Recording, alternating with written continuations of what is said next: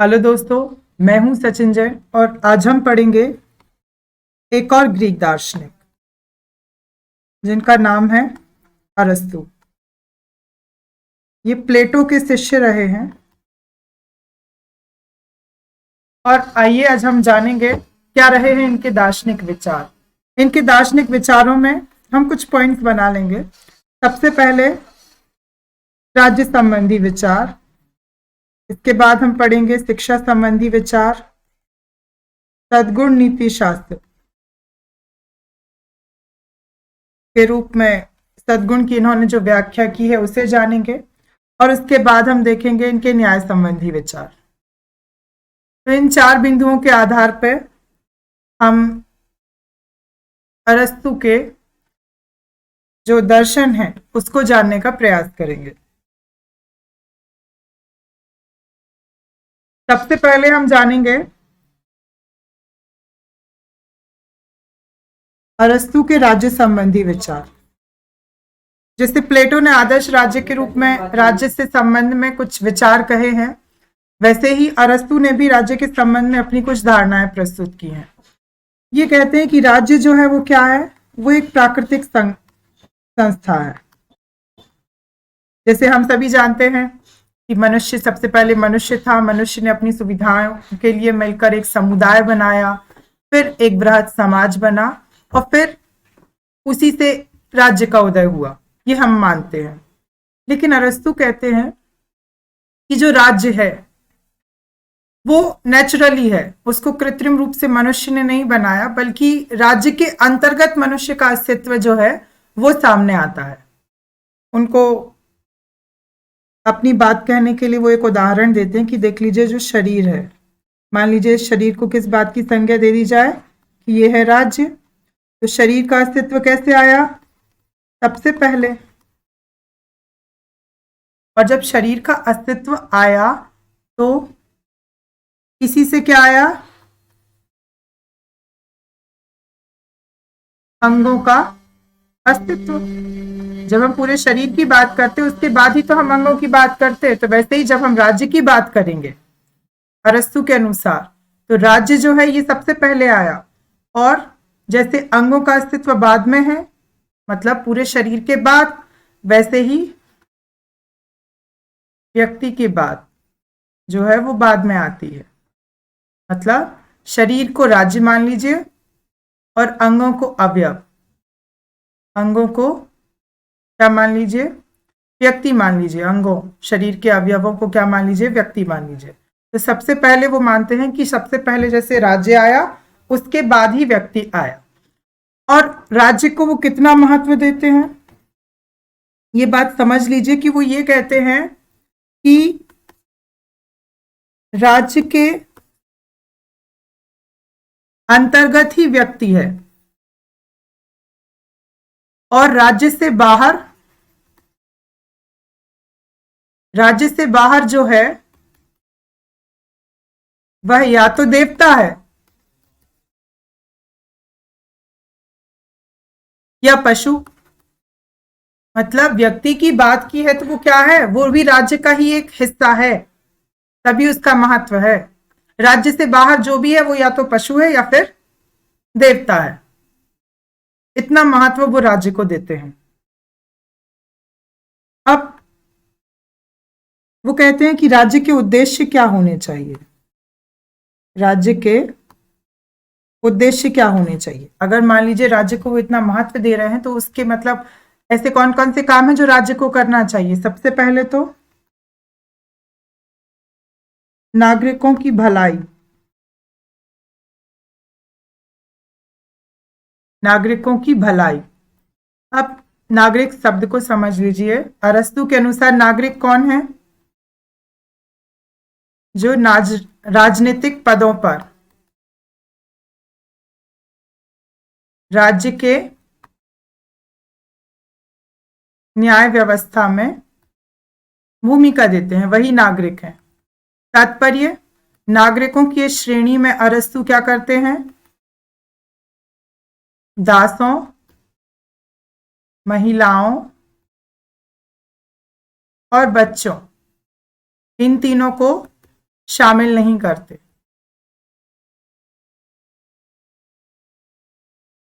नागरिकों की डेफिनेशन क्या दी अरस्तु ने कि नागरिक कौन है? जो राजनीतिक पदों पर राज्य की न्याय व्यवस्था में भूमिका देते हैं। तो उनमें ये अरस्तु दासों, महिलाओं, बच्चों को शामिल नहीं करते, और इसमें ये व्यापारी, किसान, इनको भी शामिल नहीं करते। इस प्रकार से सोचिए, नागरिकों की ऐसी डेफिनेशन दी है इन्होंने, और फिर ये कहते हैं कि राज्य का उद्देश्य क्या है? नागरिकों की भलाई करना। इसके अतिरिक्त सिर्फ यही नहीं, राज्य और भी कुछ कहता है। राज्य का जो दूसरा उद्देश्य देखने में आता है, पहला है नागरिकों की भलाई करना, दूसरा क्या है? स्वाध्यायपूर्ण शिक्षा व्यवस्था।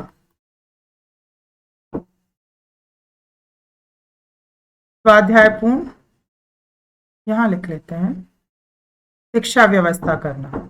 मतलब कि जो नागरिक रह रहे हैं, जो लोग रह रहे हैं राज्य में, उनको क्या करना? शिक्षा की व्यवस्था करना। तात्पर्य राज्य नियंत्रित शिक्षा। शिक्षा क्या है? राज्य का दायित्व है और राज्य के द्वारा ही नियंत्रित है। तीसरा, समूह का कल्याण करना। अब पॉलिटी में पढ़ते हैं ना, नीति निर्देशक तत्व, उसमें सरकार को, राज्य को कहा गया है कि आपको क्या करना है? लोगों का कल्याण करना है, ना कि व्यक्ति का कल्याण। तो यहां पर भी जो लोक कल्याणकारी राज्य, वेलफेयर स्टेट की जो एक झलक है वो भी देखने को मिलती है किसमें? अरस्तु के राज्य के उद्देश्य के रूप में। चौथा उद्देश्य क्या है? राज्य के अंतर्गत क्या करना? व्यक्ति को स्वतंत्रता देना, स्वायत्तता देना। ये राज्य का क्या हो गया? एक दूसरा उद्देश्य हो गया। तो ये है राज्य के उद्देश्य। अब जान लेते हैं कि राज्य में कौन कौन सी विशेषताएं होनी चाहिए। तो ये कहते हैं कि जो नगरीय राज्य है, राज्य में जो विशेषताएं हैं उनको हम जान लेते हैं। ये कहते हैं कि जो नगरीय राज्य है वो क्या है? श्रेष्ठ राजनीतिक संगठन है। इसको कैसा माना है? श्रेष्ठ नागरिक संगठन माना है, श्रेष्ठ राजनीतिक संगठन माना है। क्या? नगरीय राज्य। अब इसके विरोध में क्या है? ग्राम या परिवार। तो ये कहते हैं कि जो ग्राम और परिवार है ना, वो सभी मतलब कह सकते हैं कि जो सभी रूपों में सामाजिक विकास नहीं कर सकते।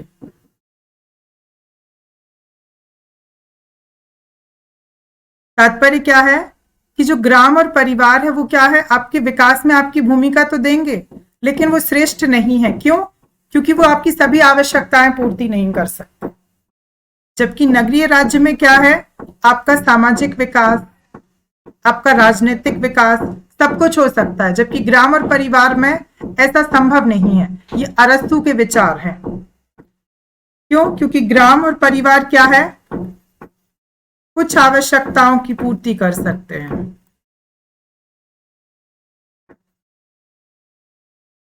केवल कुछ ही आवश्यकताओं की पूर्ति कर सकते हैं, सभी की नहीं। इसीलिए ये क्या कह रहे हैं कि जो नगरीय राज्य है, मतलब राज्य का जो नगरीय स्वरूप है, वो क्या है? वो श्रेष्ठ राजनीतिक संगठन है, वो सबसे बेस्ट है पॉलिटिकल ऑर्गेनाइजेशन। दूसरा बिंदु क्या आता है राज्य के संबंध में कि राज्य कैसा होना चाहिए? आत्मनिर्भर। राज्य आत्मनिर्भर होगा तभी तो वो अपनी और अपने नागरिकों की आवश्यकताओं की पूर्ति कर पाएगा। राज्य को कैसा होना चाहिए? सेल्फ डिपेंडेंट होना चाहिए। उससे क्या होगा? उसकी स्वायत्तता बनी रहेगी। ये ऐसा मानते हैं अरस्तु। तीसरा बिंदु जो राज्य के संबंध में आता, वो कैसा? राज्य में क्या होना चाहिए? बहुत्व की अवधारणा। अब इसको समझ लीजिए। देखिए, प्लेटो ये कहते थे कि जो सैनिक है उसमें एकत्व होना चाहिए। कैसा एकत्व? सैनिक में एक गुणधर्म होना चाहिए। हम देख लेते हैं प्लेटो का एकत्व। प्लेटो क्या कह रहे हैं? एकत्व होना चाहिए, मतलब जो आपका सैनिक है उसमें साहस का एक गुण होना चाहिए। जो आपका राजा है उसमें क्या होना चाहिए? विवेक का एक गुण होना चाहिए। और जो उत्पादक है मतलब किसान व्यापारी, इनमें क्या होना चाहिए? लालसा या संयम का एक गुण होना चाहिए। जबकि अरस्तु क्या कहते हैं? नहीं, ऐसा नहीं है। एक ही व्यक्ति में बहुत गुण होने चाहिए। बहुत गुण होने चाहिए मतलब साहस भी हो, थोड़ा सा विवेक भी हो, थोड़ा बहुत संयम या लालसा भी हो, तो बहुत्व गुण होगा और उसकी बहुत्व भूमिका भी होगी। समझिए ना, सैनिक का कार्य सिर्फ सेना का कार्य नहीं है, बल्कि क्या है, उसका काम यह भी होना चाहिए कि योग्य नागरिक की भांति वो वोट दे। उसके अलावा मान लीजिए हर समय तो युद्ध नहीं होते, तो बाकी समय वो क्या करे? राज्य के विकास में योगदान दे। तो ये कहते हैं कि राज्य में बहुत्व की अवधारणा होनी चाहिए। ठीक है, राज्य में कैसी अवधारणा होनी चाहिए? राज्य में बहुत्व की अवधारणा होनी चाहिए। एक व्यक्ति जब विभिन्न कार्य करेगा, सिर्फ एक कार्य तक वो सीमित नहीं रहेगा, तो क्या होगा? राज्य उन्नत होगा, राज्य समृद्ध होगा। तो राज्य के बहुत्व की अवधारणा के माध्यम से क्या होता है, यहां पर देखने को मिलता है कि प्लेटो का जो एकत्ववाद है उसकी क्या हो रही है? अवहेलना हो रही। तो यहां से ये थोड़े से अपने गुरु प्लेटो से डिफरेंट दिखाई देते हैं। अब जो चौथी विशेषता है राज्य के संबंध में, वो क्या है कि राज्य कैसा है? पूर्ववर्ती है। मैंने आपको अभी बताया था कि राज्य का विकास पहले हुआ है और व्यक्ति का विकास बाद में। राज्य क्या है? पूर्ववर्ती है। किससे पूर्ववर्ती है? व्यक्ति से। मतलब राज्य कैसे आया? राज्य पहले आया, उसके बाद व्यक्ति आया। जबकि हम सब क्या मानते हैं कि व्यक्तियों ने ही समूह के रूप में राज्य की उत्पत्ति की, कृत्रिम रूप से निर्माण किया है। जबकि अरस्तु क्या कहते? नहीं, राज्य तो पहले से है, उसके अंतर्गत जो व्यक्ति हैं उनकी हम व्याख्या करते हैं। जैसे अभी मैंने आपको बताया था कि शरीर जो है वो पहले आया और शरीर के बाद फिर क्या? अंगों के अस्तित्व की बात करते हैं। ठीक है, तो अंगों के अस्तित्व के रूप में वो क्या कह रहे हैं? व्यक्ति बाद में आया और शरीर जो है वो क्या है? वो राज्य को शरीर की वो संज्ञा दे देते हैं उदाहरण के तौर पर। ठीक है, तो राज्य क्या है? पूर्ववर्ती है, मतलब व्यक्ति से पहले राज्य आया। अब पांचवी बात क्या कहते हैं राज्य की विशेषता में कि राज्य क्या है? सर्वोपरि। राज्य सबसे ऊपर है। ठीक है, लेकिन उन्होंने राज्य को सबसे ऊपर मानते हुए, जैसे प्लेटो ने भी आदर्श राज्य के रूप में राज्य को सबसे ऊपर माना है, लेकिन प्लेटो क्या कहते हैं? परिवार की कुर्बानी कर देते हैं। प्लेटो क्या कहते हैं? जो परिवार है वो कैसा होना चाहिए? पारिवारिक साम्यवाद, मतलब परिवार होने ही नहीं चाहिए, क्योंकि अगर परिवार होते हैं तो राजा क्या करता है? राजा उनके अनुसार निर्णय लेता है। सैनिक जो है वो पूरा साहस नहीं दिखा पाते। क्यों? क्योंकि परिवार का जो प्रेम है, जो मोह है, वो सामने आ जाता है। जबकि अरस्तु क्या कह रहे हैं कि जो परिवार साम्यवाद है ऐसा नहीं होना चाहिए। यहां ये अपने गुरु से बियॉन्ड जाते हुए नजर आते हैं, अलग नजर आते हैं। ये कहते हैं कि जो परिवार है वो व्यक्ति के हित के लिए आवश्यक है।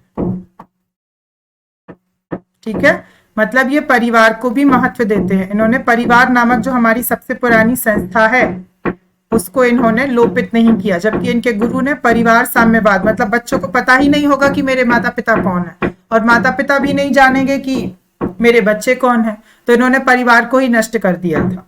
और इस परिवार को नष्ट करने के कारण प्लेटो की आलोचना की जाती है कि ये मर्यादावाद के, हमारे यहाँ जो मर्यादाएं हैं परिवार के रूप में, जो सामाजिक नियम है उनका उल्लंघन कर देते प्लेटो। जबकि अरस्तु ऐसा नहीं करते, वो परिवार को व्यक्ति के हित के लिए आवश्यक मानते हैं।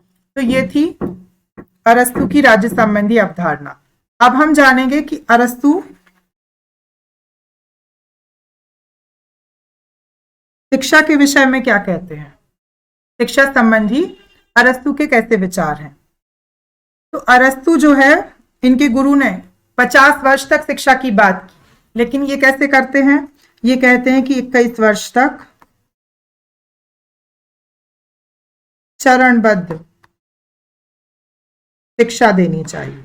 हमें शिक्षा देनी चाहिए, और कैसी देनी चाहिए, चरणबद्ध शिक्षा देनी चाहिए, मतलब स्टेप बाय एजुकेशन देनी चाहिए। कैसे, फर्स्ट स्टेज, पहला चरण, इसमें ये कहते हैं 0 से 7 वर्ष तक के बच्चे, एक श्रेणी बनाई इन्होंने 0 to 7। उसमें ये क्या कहते हैं कि शारीरिक विकास पर ध्यान दो।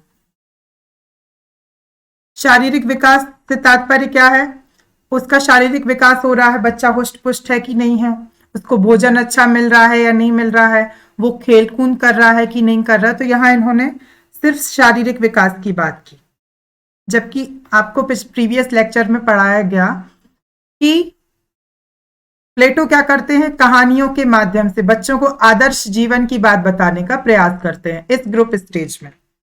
जो दूसरा चरण है, उसमें अरस्तु क्या बताने का प्रयास कर रहे हैं कि जो 7 साल से 14 वर्ष तक का जो 7 वर्ष का टाइम पीरियड है, इसमें हमें क्या करना चाहिए, इसमें व्यायाम पर ध्यान देना चाहिए, मतलब वो भी शारीरिक शिक्षा। अब यहाँ पे शारीरिक विकास है, लेकिन कोई विशेष शिक्षा नहीं है शरीर की, लेकिन यहाँ पे क्या है, यहाँ पे व्यायाम शिक्षा की बात की है उन्होंने। व्यायाम शिक्षा में इससे उनका सार क्या निकलता है कि शरीर जो है वो कैसा होना चाहिए, सुडौल, सुंदर, ये बनाना क्या है, इस शिक्षा का उद्देश्य है। जो तीसरा स्टेज है, तीसरा चरण, ये काफी महत्वपूर्ण है, जो 14 वर्ष से 21 वर्ष तक का है। इसमें ये कहते हैं कि हमें कैसी शिक्षा देनी चाहिए, राजनीति, इसमें आ जाएगा संविधान की शिक्षा, ठीक है, संगीत, चित्रकला,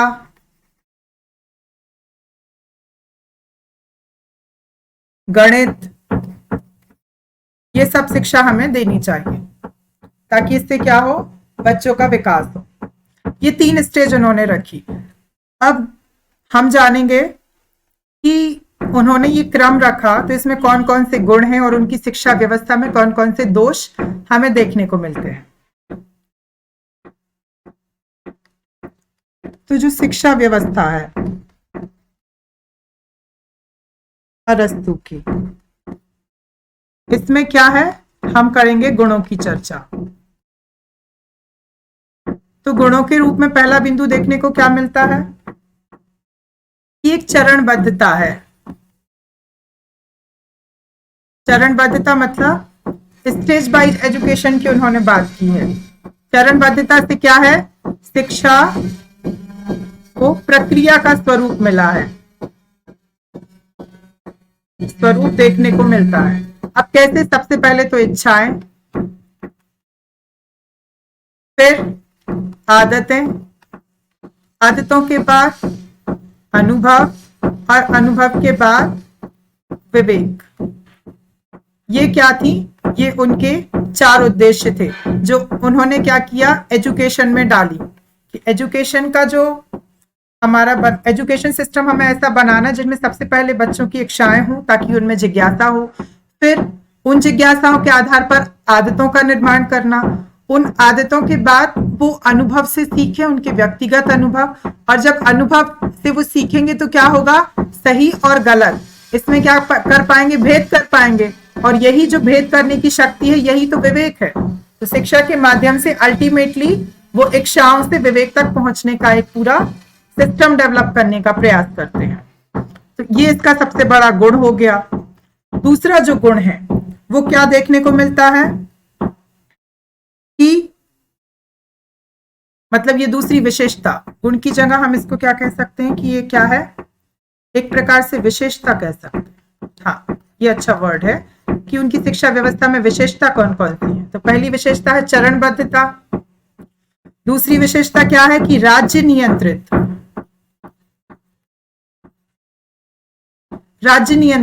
शिक्षा।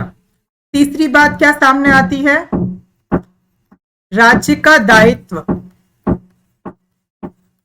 आज हम कहते हैं लोक कल्याणकारी राज्य, वेलफेयर स्टेट। तो राज्य का वेलफेयर हमें किन चीजों में दिखता है, शिक्षा, स्वास्थ्य, यही तो वो चीज है जो राज्य के दायित्व है। तो शिक्षा को राज्य का दायित्व बना दिया कि मतलब ये आपका कर्तव्य है कि आप लोगों को शिक्षा दें, जो भी आपके राज्य के अंतर्गत व्यक्ति रहते हैं। ये भी है इनकी एक विशेषता। चौथी जो विशेषता है जो अरस्तु की शिक्षा व्यवस्था में देखने को मिलती है वो है संगीत पर बल। अब इसके माध्यम से क्या होता है, दिमाग को आराम देने की नई प्रणाली को मान्यता मिलती है। ठीक है, तो इनकी शिक्षा व्यवस्था की ये कुछ विशेषताएं रही। अब जानेंगे इनकी शिक्षा व्यवस्था के गुण और दोष। ये हम दो बिंदुओं में देख सकते हैं। सबसे पहले गुण। तो गुणों में सबसे पहला गुण क्या आता है, अच्छे नागरिक बनने का क्या किया है इन्होंने, मार्ग प्रशस्त किया है, मार्ग दिखाया है। ठीक है, दूसरा गुण क्या है, जीवन को सुखी प्लस आनंदमय बनाना भी इनका क्या है, एक और गुण इनकी शिक्षा व्यवस्था में। जीवन को आप सुखी, क्योंकि आप जब आप शिक्षा हासिल करेंगे तो कुछ ना कुछ जीवन में कर पाएंगे, तो आप सुखी होंगे, और उसी शिक्षा के कारण जो ज्ञान आएगा उससे आपको आनंद की प्राप्ति होगी। तो उस जीवन को आप कैसा बनाएंगे, सुखी और आनंद। ये भी क्या है, अरस्तु की शिक्षा व्यवस्था का बहुत बड़ा गुण है। तीसरी चीज क्या है कि मनुष्य की देखिए कुछ ना कुछ इच्छाएं होती हैं, प्रवृत्तियां होती हैं, कुछ ना कुछ उसकी भावनाएं होती हैं। तो क्या करना कि मनुष्य की प्रवृत्तियों, इच्छाओं को सही दिशा देना, सही दिशा देना, ये भी क्या है इनका एक बहुत अच्छा गुण। इसके अतिरिक्त और कौन सी बात है जो हमें देखने को मिलती है, तो इनकी शिक्षा में एक और बहुत अच्छी चीज देखने को मिलती है। ये अपनी शिक्षा व्यवस्था में 21 वर्ष तक शिक्षा की प्रणाली को क्या करते हैं, अनिवार्य बनाते हैं। ये कहते हैं कि 21 वर्ष तक तो कम से कम सभी को इतनी शिक्षा दी जानी चाहिए। और हमारे भारत में क्या है, सर्व शिक्षा के माध्यम से हम सिर्फ 18 वर्ष तक की एजुकेशन को क्या कहते हैं, अभी तक जब हमारा जो आरटी है, राइट टू एजुकेशन एक्ट 2009, जिसके तहत 14 वर्ष तक के बच्चों के लिए निःशुल्क शिक्षा का प्रावधान क्या है, राज्य का परम कर्तव्य। जबकि यहाँ पे 21 वर्ष तक, तो ये कहीं ना कहीं गुण माना जाएगा क्योंकि हमसे ज्यादा करने की कोशिश की गई। अब हम देखेंगे दोष। दोष क्या है, इन्होंने विज्ञान, दर्शन और साहित्य, इन तीनों की शिक्षा में शिक्षा को शामिल नहीं किया है, नहीं किया। दूसरा दोष, शारीरिक शिक्षा पर अधिक बल। कैसे कह सकते हैं हम, देखिए ये सिर्फ 14 वर्ष तक तो शारीरिक शिक्षा की ही बात करते हैं, फिर 14 वर्ष के बाद 14 से 21 का जो इनका तीसरा स्टेज है उसमें ये बौद्धिक शिक्षा की बात कर रहे हैं। तो 14 वर्ष तक कुछ पढ़े ही ना, मानसिक शिक्षा नहीं, सिर्फ कसरत करता रहे, सिर्फ जिम्नास्ट बने, ऐसा नहीं। तो ये भी इनका एक दोष माना जाता है कि शारीरिक शिक्षा पर आपने बहुत ज्यादा बल दे दिया है। जो तीसरा इनका दोष है वो यही है कि ये क्या कर रहे हैं, राज्य का नियंत्रण। अब राज्य का जब नियंत्रण होगा तो राज्य तो ऐसी शिक्षा देगा जिसमें नागरिकों में क्या हो, राज्य के प्रति भक्ति बढ़े और अन्य राज्य के प्रति क्या, दुश्मनी, ऑपोजिट समझे वो अन्य राज्य को, तो इससे उग्र राष्ट्रवाद का भी जन्म हो सकता है। तो इसीलिए राज्य द्वारा जो नियंत्रित शिक्षा है उसको क्या है, बहुत घातक बताया गया, ये इनका एक दोष माना जाता है। तो ये थे इनकी शिक्षा प्रणाली के गुण, दोष और विशेषताएं। अब हम जानेंगे अरस्तु के सद्गुण। अब सद्गुण की डेफिनेशन ये कहते हैं कि सद्गुण क्या है, वे अच्छे गुण हैं जो आनंद प्राप्ति, आनंद प्राप्ति से तात्पर्य क्या है, बौद्धिक या मानसिक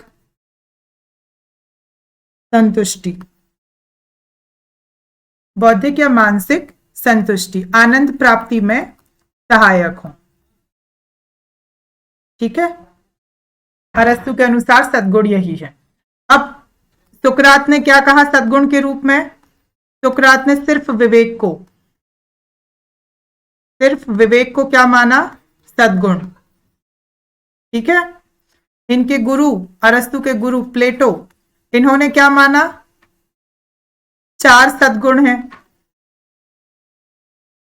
राजा में विवेक का, सैनिकों में साहस का और उत्पादक वर्ग में संयम या लालसा का, और तीनों अपने अपने काम अच्छे से करते हैं और दूसरे के कार्य में कोई हस्तक्षेप नहीं रखते, तो चौथा सद्गुण न्याय आ जाता है। तो प्लेटो ने 4 सद्गुण बताए। अब अरस्तु क्या कहते हैं,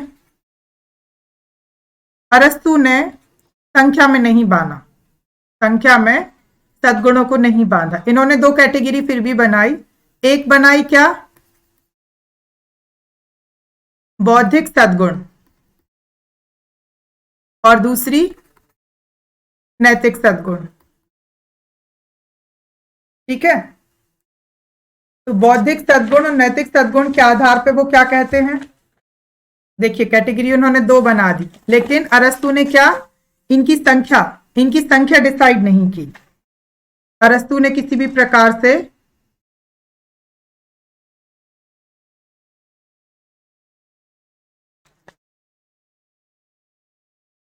संख्या निर्धारित नहीं की।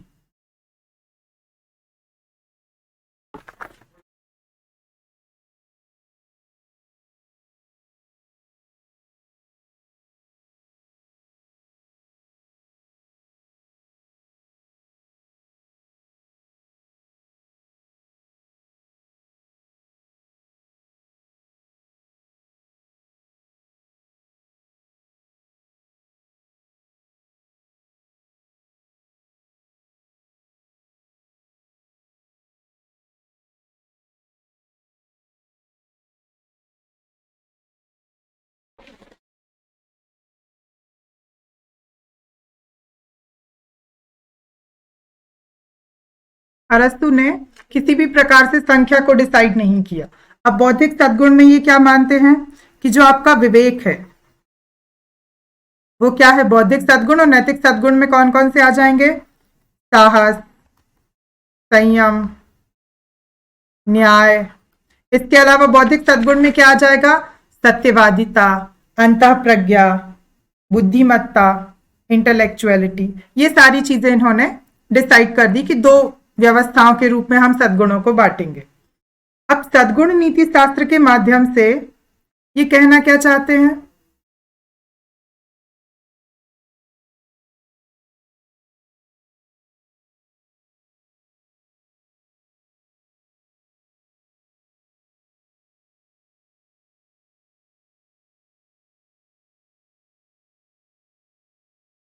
सद्गुण नीति शास्त्र के माध्यम से क्या कर रहे हैं कि हमें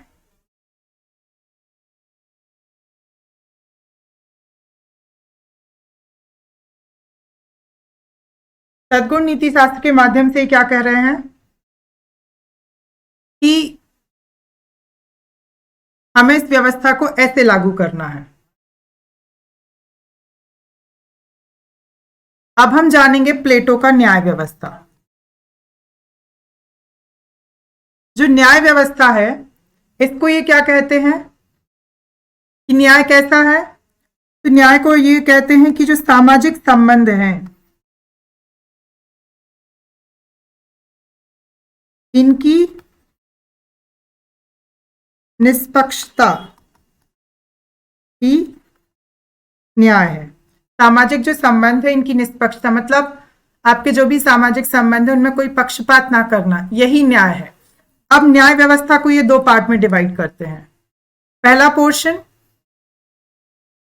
वितरणात्मक और दूसरा प्रतिकारात्मक।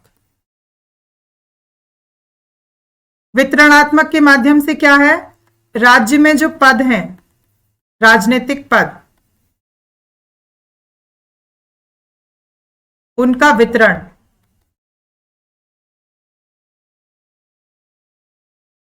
और उसी के अनुसार लाभों का भी वितरण। और प्रतिकारात्मक मतलब जो आपका आदर्श राज्य है से विपरीत आप आचरण कर रहे हैं, विपरीत आचरण पर दंड।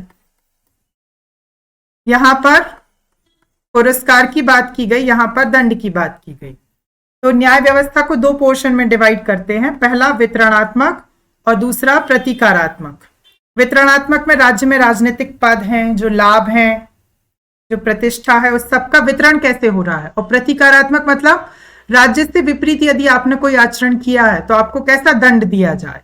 ये इनकी न्याय व्यवस्था के दो स्वरूप हैं। तो वितरणात्मक में ये क्या कह रहे हैं, कैसा वितरण करें, समान के साथ समान व्यवहार, समान व्यवहार, समान के साथ कैसा व्यवहार, समान व्यवहार। और प्रतिकारात्मक के रूप में ये कह रहे हैं, ये कैसे करें, तो प्रतिकारात्मक में ये कहते हैं कि सबको समान मानो, सबको समान मानते हुए दंड देना चाहिए। ठीक है, सबको समान मानते हुए दंड देना चाहिए। अब देखिए इसमें क्या आ जाती है, इसमें भी एक बात आती है कि जो वितरण वाला है, वितरणात्मक है, इसमें ये कहते हैं कि जो प्रचलित प्रथाएं हैं उनको मान्यता,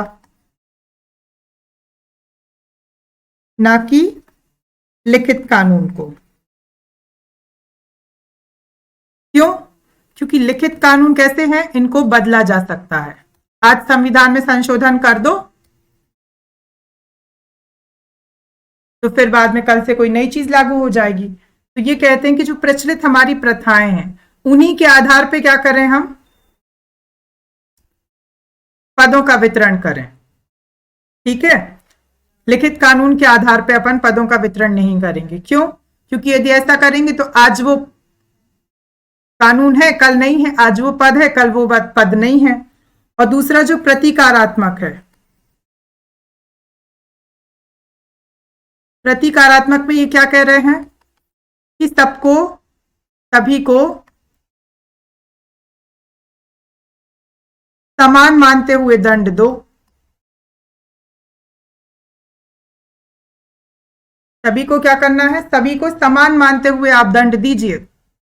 जब आप ऐसा करते हैं, सभी को समान मानते हुए दंड देते हैं, तो क्या कह रहे हैं ये कि मान लीजिए एक पेशेवर अपराधी है, अपराधी है और एक व्यक्ति जिसने क्या किया है, गलती से हुआ है, गलती से अपराध किया है, अपराध सेम हुआ है, एक ने जानबूझ के किया, एक ने बाय मिस्टेक कर दिया, हो गया उससे ऐसा, वो नहीं चाहता था, तो दोनों को क्या करो, समान दंड दो। आप क्या करो, समान दंड दो। तो प्रतिकारात्मक में ये आता है। अब इन्हीं आधारों पे क्या होती है, न्याय व्यवस्था की आलोचना।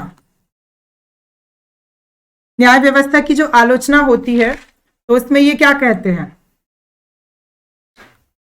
जब हम आलोचना करते हैं न्याय व्यवस्था की तो हम इनकी आलोचना में पहला बिंदु यही कहते हैं कि सेवा का मानदंड क्या हो। सेवा का मानदंड क्या हो, शारीरिक या फिर मानसिक, किस चीज को आप सेवा का मानदंड मानेंगे? इसमें अरस्तु ने क्या है, अरस्तु इस चीज को नहीं बता पाए, ठीक है, इस आधार पर इनकी आलोचना की जाती है। दूसरा बिंदु, जो न्याय व्यवस्था है, इसका दूसरा बिंदु जिसकी हम आलोचना करते तो यही कि एक व्यक्ति मान लीजिए योग्य है, एक व्यक्ति कैसा है, योग्य है, लेकिन वो चरित्रवान नहीं है, तो क्या हम उसको पद दे देंगे? तो चारित्रिक गुणवत्ता की इन्होंने कोई बात नहीं की, सिर्फ योग्यता के आधार पर पद देने की बात की। उस आचरण को इन्होंने किसी भी प्रकार से कोई पैमाना नहीं माना है, ठीक है। तीसरा बिंदु दंड के नियम के लिए है कि एक पेशेवर अपराधी को भी आप वही सजा दे रहे हो, पेशेवर अपराधी को,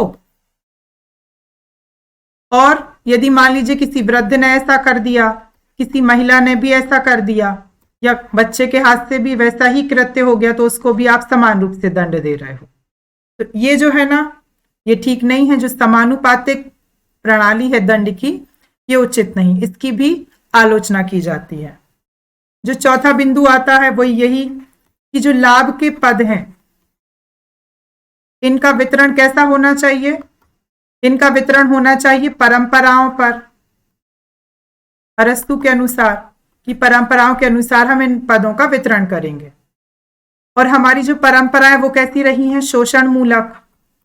शोषण मूलक और विभेदकारी, मतलब लोगों में भेदभाव करती रही हैं परंपराएं, तभी तो उनमें सुधार हुआ और हम परिष्कृत रूप में सामने आए। तो इस आधार पर भी इनकी आलोचना की जाती है। और एक और आलोचना का बिंदु जो हम जानने की कोशिश करेंगे, मध्यम मार्ग।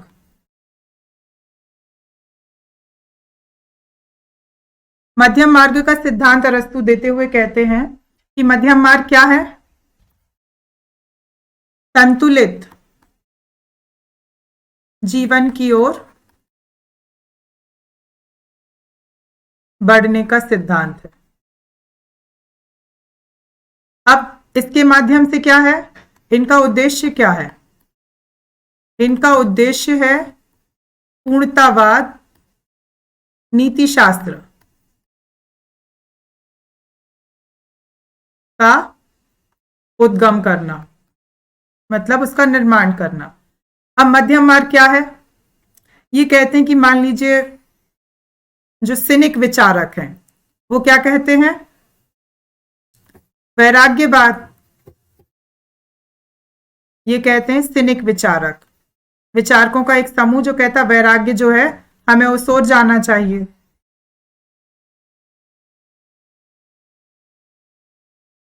जबकि जो सिरेनायक विचारक हैं वो कहते हैं भोगवाद, शरीर मिला है तो इसको जो भी चाहिए वो इसको दो। ये सिरेनायक विचारक हैं। पूर्णतः भोगवाद और पूर्णतः वैराग्यवाद की बात करते हैं। जबकि अरस्तु क्या कहते हैं? नहीं, इनके बीच की एक संतुलित अवस्था को ले लेते हैं और इस संतुलित मध्यम मार्ग के माध्यम से क्या, जैसे कि संयम, पूरी तरीके से सब छोड़ दो या पूरी तरीके से कुछ भी नहीं छोड़ो, उससे अच्छा क्या है? संयम पूर्ण जीवन जो जियो। तो इस संयम से आप किसकी ओर जाते हैं? पूर्णता की ओर। मतलब हर एक व्यक्ति क्या है? अपूर्ण है और वो क्या करता है? परफेक्शन की ओर जाने का प्रयास करता है। तो मध्यम मार्ग के जो सिद्धांत है इसमें संयम के माध्यम से आप पूर्णता की ओर जा सकते हैं। यह है मध्यम मार्ग का सिद्धांत। अब मध्यम मार्ग के सिद्धांत के से हमको क्या जानने को मिलता है? संयम का एक सद्गुण जाना। ऐसे ही न्याय क्या है? पूर्णता परित्याग कर दो या फिर पूर्णतः छीन लो।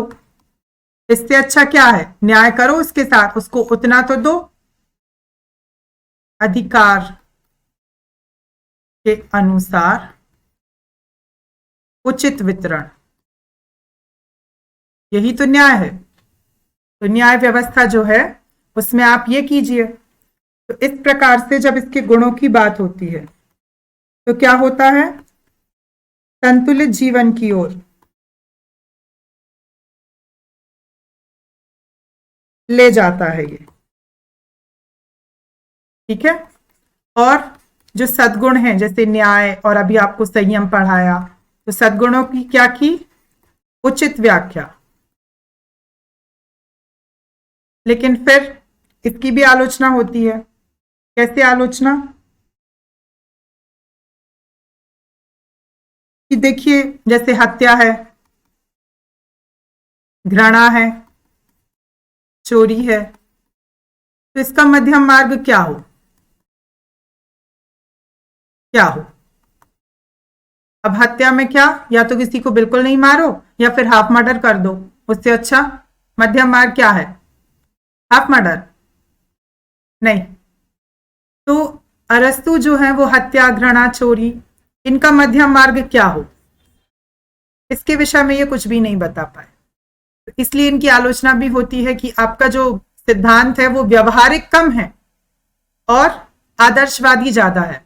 तो मध्यम मार्ग सिद्धांत जो है इसकी आलोचना भी की जाती है।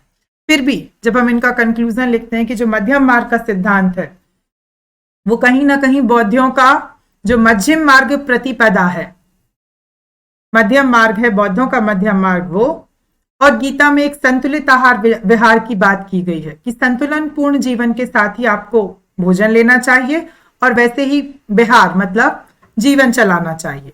तो इस प्रकार से अरस्तु का जो सिद्धांत है उन्होंने देने का प्रयास किया। हालांकि कई बिंदु आलोचक सामने लेकर आए कि ये भी हो सकता है, फिर भी उन्होंने अपने दर्शन को एक बहुत बेहतर रूप देने का प्रयास किया। ये थे हमारे दार्शनिक अरस्तु। इनका एक सिद्धांत और आता है जिसको कहते हैं ऐच्छिक कर्म सिद्धांत। ऐच्छिक कर्म सिद्धांत के माध्यम से ये कहते हैं कि ऐसे जो भी कार्य जो मनुष्य अपनी इच्छा से नहीं करता उसके लिए हम मनुष्य को जिम्मेदार नहीं ठहरा सकते। मान लीजिए कोई मनुष्य है, वो दबाव में है, भय में है, उसके कारण वो व्यक्ति कोई कार्य कर देता है, तो हम उसको क्या उस कार्य के लिए जिम्मेदार नहीं ठहराएंगे, ऐसा अरस्तु कहते हैं। तो अब इसकी भी आलोचना करते हैं आलोचक। वो कहते हैं कि भय के कारण कोई व्यक्ति किसी का मर्डर कर दे, किसी को मार दे, तो क्या व्यक्ति का नैतिक दायित्व खत्म हो जाएगा? नहीं।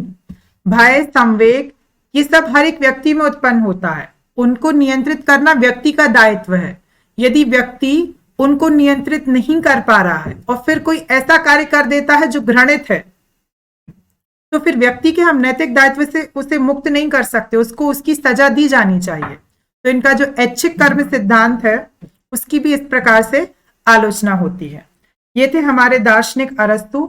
इसके बाद हम जानेंगे अन्य दार्शनिकों को। तब तक के लिए गुड बाय।